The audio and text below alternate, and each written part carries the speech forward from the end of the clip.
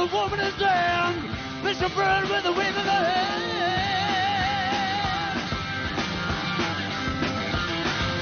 Cities ablaze, the stars on fire. Woman's flames are reaching higher.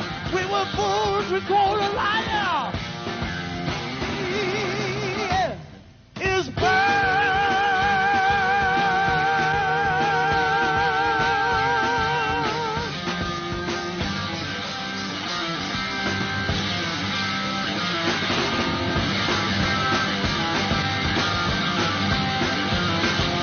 Didn't believe she walked up her sperm. She said, "Curse of all you'll never learn. When I leave, there's no return." The people laughed, so she said, "Burn." Warning came, no one came. Others thinking we stood instead. When it came, no one was spared. Still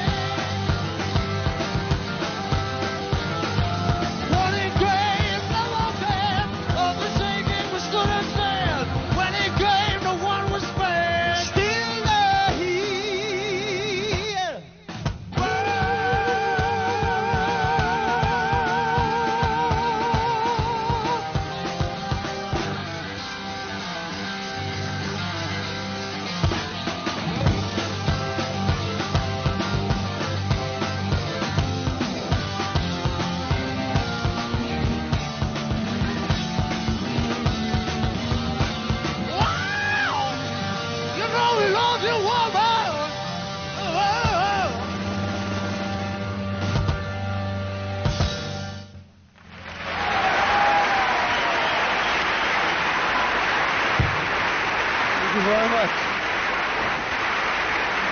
Thank you. That was the title of the new album. It's called Burn. It'd be silly if we started suddenly writing like the Eagles, because they do it better. But we do Deep Purple better than the Eagles. And David singing like Joni Mitchell is silly. You do what you're good at. Yeah, we have limitations which you accept. What comes out is a conglomeration of 5 people's ideas and the way they play. You are what the audience make you. It's no good saying. It's no good saying you're a serious musician and going, everybody starts laughing at you. You know. They're right. Exactly. You know, if you do what you do to the best of your ability, then the audience puts you into a category. You don't. They make you. They say, well, these are now a heavy rock band. This is a nice folk band. You don't say that. You know, you're too inside it. You can't say anything. You have a reputation for being the loudest band in the world. Are you happy with this? No. You're not happy with it? It's wrong. There's so many other bands that play loud all the time, whereas we use a lot of light and shade in the music. When it's quiet, it's quiet. When it's loud, it's loud. There's various other bands I could mention that just continue to play loud all the time. Ian Campbell folk group. Well, they're loud. We're just the loudest one they ever measured. That's all. Yeah, that's really. I mean, you know, they never measured anybody else to that extent. And nothing to be proud of. It's nothing to do with aggression. You want to present an aggressive image. Oh, well, we certainly would like to be. We like to think of ourselves as a vaguely aggressive band. I mean, we're not that interested in being anything else. In terms of fighting and seat smashing and. No, that's gratuitous. That's gratuitous. I mean, and that doesn't come from the band. The band doesn't actually encourage that. It might invoke it. Occasionally you smash equipment, I understand. What's better than I'm smashing the wife? Seriously, I mean, if I feel that, you know, I want to get me yah-yahs out. No, it's a great way of doing it. Sometimes when you do a show and that doesn't happen, then you leave the people with a load of built-in tensions which haven't been released because they've been taken up and nothing's quite burst them. And if somebody just goes ahead and gets completely destructive, then that's it. Somebody's broken the bag for them and it all goes away. In fact, we did one gig in the States. We started Mistreated, which is a track on Burn, and he just couldn't get the sound he wanted, you know, from it. It was a new instrument, so he just smashed it to pieces. He broke 3 guitars in one gig in Washington on this last tour in the States. I couldn't believe it. I just wept. The whole essence, though, of going to a rock concert is for the release of it, the emotional release. You know? Yeah, it's like, I mean, take any rock concert, right? At the beginning of the evening, it's a potentially it's a potentially violent situation, if you think about it. There's 2, 3, 4, 10, 12, 20,000 people, whatever the size of the venue is, who are all like, you know, Why are they like that? because they're excited about what they're going to see. Because presumably, well, particularly in a smaller venue, let us say, most of the people there are there because they are fans of yours. So it's cathartic, is this violence? They're not going to imitate it. I wasn't going to use the word catharsis because I hate intellectualising on that level. I don't think it's quite. No, nothing against the way you put it, but I think it's a very simple situation of A lot of very excited people all together. You need to be entertained and released and sent home happy. The release you can get is like a physical release, which I think is what we promote. Physical release. I'll put it there. Right. An acoustic thing is purely a nice evening. A nice, you know, like happy feelings and things like that. There is a certain impression. You can draw parallels in other kinds of entertainment or art. I mean, you get a very different feeling from looking at one of those Renaissance paintings of Madonna with Child than you do from looking at what's his name, Francis Bacon or something, you know, with the screaming Pope, so that great sort of screaming face. That's a tense picture, right? Whereas or the Mona Lisa, let's say, you know, is a very serene picture. So I mean, contrast has to exist in all forms of entertainment or art or whatever you get. You're the Francis Bacon band. Much more than, much more than the Leonardo da Vinci.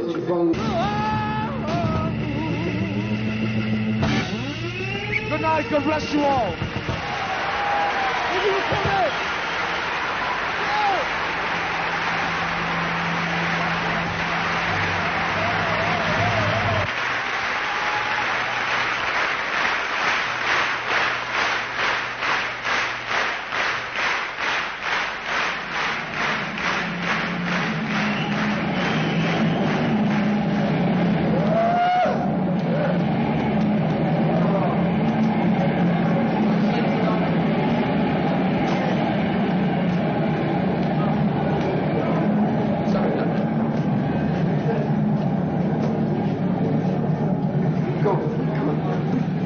No, it turns me on, that. It's the thing.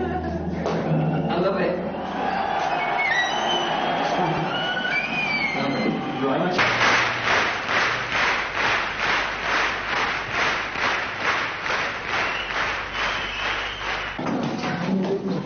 I turned around, I saw Richie throw his guitar up and you kick your drums to pieces, and I thought, I can't sacrifice a mic.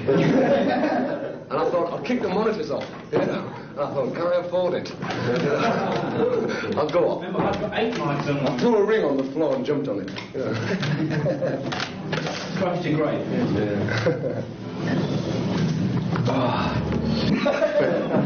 I just put my beer down. I put my beer down and it's gone. Sure. Do you want a cigarette, Johnny? We got the impression out there that you enjoyed that one. I had a good time, yes. I could have done with another hour. You could have danced all night, Bill. Drum roll.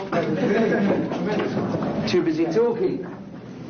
Well, I'm not fancying there. Hello. You ready? Give me a drum roll. Give me a drum roll. Warning, there's a drum roll. Jay. Pubic hair, sorry. Didn't say a word. Did not. Carmen, it's Carmen Peters. And see, I have my own dressing room because I like to tune up and I like my solitude before I go on stage. I tend not to get too involved in people because, to be quite honest, I find a lot of people are boring. I find myself boring most of the time. I don't like to be caught up. I always like to be the opposite. I always was at school. That's why I don't smoke. I used to find everybody at school smoking, you know. Oh, it's a big deal, man. Smoke, you know, rebellious image. Like, I thought, well, because of that, I won't smoke, and I never have, you know. Maybe if they hadn't smoked, I would have done, you know. Yeah. Mind you, I was probably doing other things which were just as bad, if not worse. I'm still very moody, shy, and very honest, which a lot of people can't take, you know. Honest? Yeah. And which is the hardest thing in this business is to is sincerity. Once you can fake that, you're laughing, you know. We're not brilliant songwriters, you know. I write most of the stuff, but I think some of it stinks, you know. We only get away with it because we're so good musically, you know. In fact, I wish some people would come forward and write songs for us, because we need it. But there are times when I feel like just saying, oh, let's forget it, you know, let's all go home, and we've all got enough money to just say, well, I'll do another LP when I feel like doing it. Because really, that's what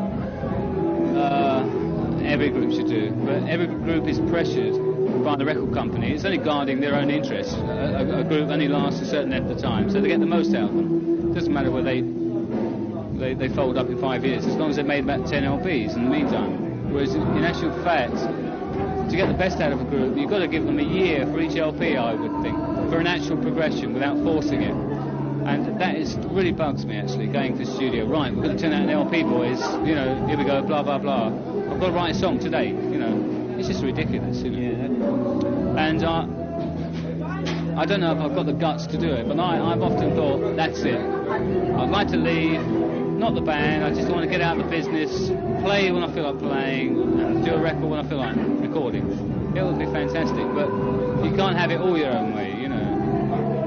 In terms of like longevity, this job comes last. It comes last. You're given probably anywhere between 2 and 10 years, I would say, at the maximum, right, to make your You've had 6. We've had 6, yeah. But out of the 6, I would say 3 have been financially excellent. The other 3 were... Getting out of debt. Getting out of debt, yeah, exactly. The debt that it cost to start this band. We started this band with one main idea and ideal, and that was that everything we did would be, by our lights, excellent. I think you know, the justification for what you do always comes from the amount of success what you do has, providing we keep ourselves together and we believe in what we do. We've never been great lyricists, and we don't write sort of fantastic melodies and tunes, you know, except for Child in Time, which is quite a pretty tune. I mean, there's not that many pretty tunes. Is that something you regret? No, not particularly. I regret it to the extent that if we could find a really great melody that would fit in with the way we play and the way we want to play, then fair enough. You'd use it, you know, like a shop. But we're more of a... we don't construct our songs like, say, Rodgers and Hart used to, you know, or Lennon and McCartney, even. They're sort of amalgams of what everyone is able to... From a certain basic idea. Ian might come up with a sort of a drum rhythm. Well, he came up with a drum pattern... You full know one that's opening track on side 2 of Burn. Came purely and simply, initially, from a drum rhythm that Ian thought up. Whereby Might Just Take Your Life came from an organ chord sequence that John had. So you start with a basic, simple little idea, then you get 5 minds saying, I think this would fit with that. That's what we do. You know, that's maybe why they're not too melodic, they're not too lyrical. We're a rock band. I mean, I don't like the term hard rock. I don't like the term heavy metal. You know, I'd like to think of ourselves as a rock and roll band. Burn, Machine Head, In Rock seem to centre around a specific kind of theme. Not even a thing you can put into words. But they hang together. You know it's part of that album, and it feels part of that album. And you can play the album from A to Z. Without thinking, oh, that sticks out like a sore thumb. You see a progression in your album career? It's sort of gone like that, you know, to us. We've gone up and then taken 1 step back, then 3 steps, then 1 back, you know, in terms of the albums. Can you talk about your fairy tale discovery?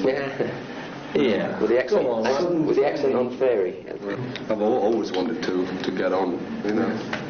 And I auditioned Deep Purple last year in August. No, it was... Presumably you're nearer normality than them. They've been living in this fantasy so many years. Presumably the contrast... I've always had the fantasy there, you know. Sorry? I've always wanted, I've known what it was about, you know. I just wanted to, instead of standing outside the door, I wanted to get in, you know. And you're happy now you're there? I'm very happy, yeah, right. What's it like being a superstar? Carrying around this sort of envelope of fame and... Well, it's very, very strange, actually. The only real, as far as I'm concerned, the only real superstars, to use the term properly, are the people that would gain instant recognition in any town, in any country where their music or their films, whatever, have been seen or heard. Rock musicians don't actually come in for that kind of recognition outside the sphere of being in a concert hall and its environs. People now say to me, what's it like to be a superstar? And I say, pardon? Because I'm still playing the same as I did before, but it's like changing a job. It's like anyone changing a job. I'm playing with better people. The money side is there. I mean, financially it's fine, but it's a change of job. And to be called a superstar just because you've changed your job or firm's input is just stupid to me. I just can't.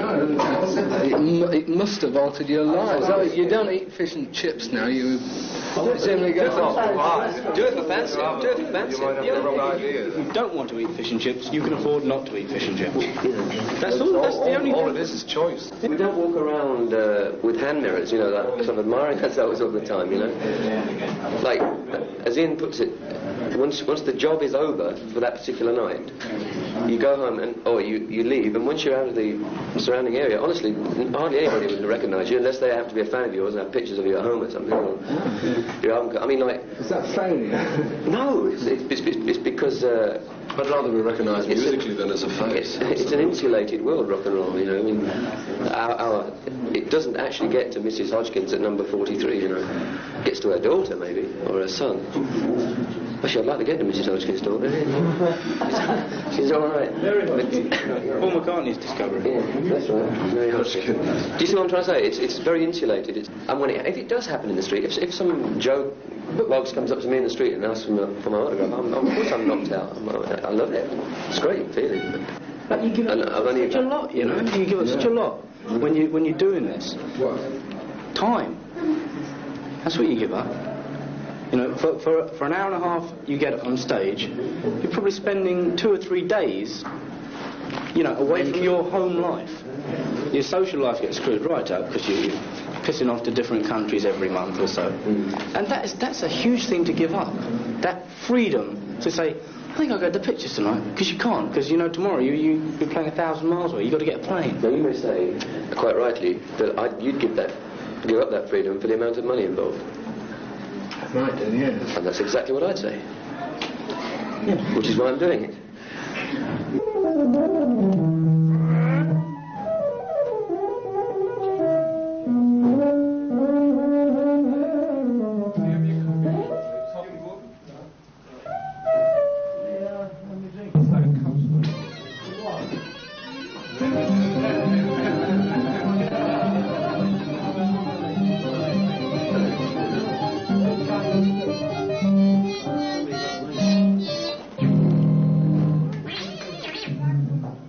Could you pass me that bottle of marvellous stuff? Is it hard work doing all that drumming behind such a loud band? Physically it's quite demanding. The hardest thing is keeping the sweat out of my eyes, believe it or not. That's the hardest thing. It's fun, but it's not that difficult, other than if you're not feeling like 100%, it can get a bit tiring after half an hour. Well, if you're not feeling 100%, what makes it hard is trying to make yourself feel 100%. Because you know you should be playing better. Because really, I don't want to sound twee or anything, or trite. Oh, it will, but it's not intended to. You do seriously feel an immense necessity to be good. And it stems from the fact that you are being paid by a lot of people to excel and to excite them. And if you know you're not doing it, I get so brought down. You know, it's amazing how just doomy you can get. You can walk off stage and literally be in tears. Getting back to the studio thing, why we're probably a little bit on the subdued side on record is because when you're recording, you find that there's one engineer and a couple of T-boys around, and it doesn't really inspire you to turn out your best. Whereas when you're on stage, you're playing to the people, and they inspire you. Obviously, you know. I suppose it's an ego thing, really. You like to kind of basically show them what you know, and you get really inspired. You get a real exciting thing going with the crowd because they just turn you on. We don't have many bad nights. In fact, since we've started, we've got on 3 fingers we've had maybe 3 bad nights. And when we do have a bad night, we don't fight. We just walk off, and we don't speak to each other. And the next day we go on stage. It's like that. We don't ever argue intensely. When we criticise each other, it's always polite criticism. Yeah, you're never shit, man. It's necessary to respect each other. It's immensely necessary. Bands have broken up through lack of respect. We spent time together socially. This band more than this combination of Deep Purple more than any other combination. Yes. I don't know, I think.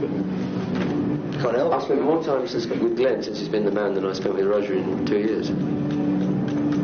The band has existed. I mean, Richie, Ian and myself have been together since the end of 1967. Your The Suspect Zarathustra seems to bring a cheer, as that proves that you're a better musician when you're playing Richard Strauss than you are when you're playing John Lord. That comes from them, because I don't think that. That's just a chance. I mean, maybe you should ask a member of the audience that. I mean, I don't know. It's recognition, if you like. I mean, it's recognising a familiar thing. I put it in there because I think it works there. I love playing it as well. It's gas to play. Works with the idea of that particular song. I mean, the songs. There's a space song. There's a link. I mean, it's a tenuous. No one thinks that it's Strauss. They think immediately 2001. I suspected that one could prove that one was a good musician to the audience by playing classical music. No, in actual fact, I think I could prove it better by improvising on the chord of G with him in the background. I think I could prove I'm a musician. They talk I was up there, but I'm not up there for that. I'm not there to prove I'm a good musician. I'm up there because, well, all sorts of things, but not that. One is because it's my job. 2 is because I love it. And 3 is because I can't do anything else.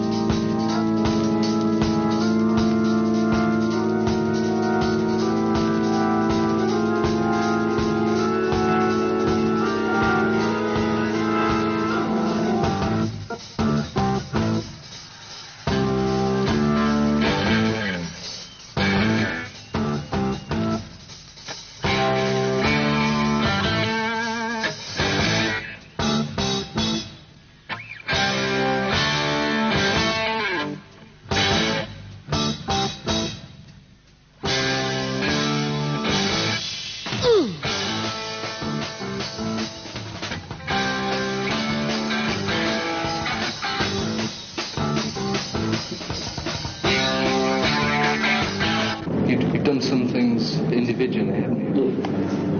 They are totally individual projects. Completely separate activity. It's like a hobby. You've got to have something extracurricular that turns you on. Well, I have to. And this is a job. That's a hobby. It's not quite as bold as that, but it's close. It's close. Yeah, it is a job. Well, it sounds like you're not totally happy with the things that you do. Oh, no, there's no. Just because you call it a job doesn't mean to say you don't have to be happy with it. There are men that love being centre lathe turners. In purely semantically, you know, like out of the Oxford English Dictionary, you'd say that a painter, it was his job, wouldn't it? A job is merely a word to describe what you do for your living, isn't it? Yes, but it has the overtone. It has the connotations of yeah. What I'm doing it for is to have enough money to do the things that I really like doing. Every job has its Monday morning, you know. Ours just happens to come on Saturday night, that's all.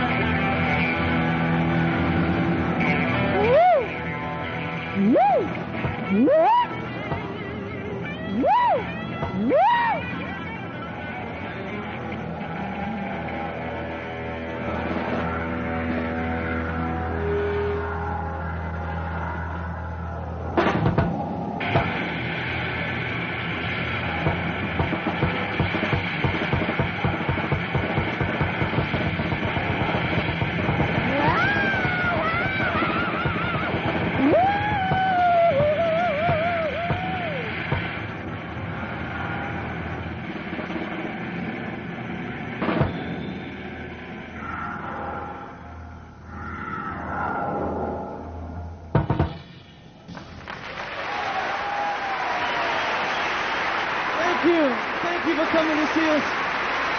Thanks for coming. Thank you very much indeed. We'll see you very soon. Take care.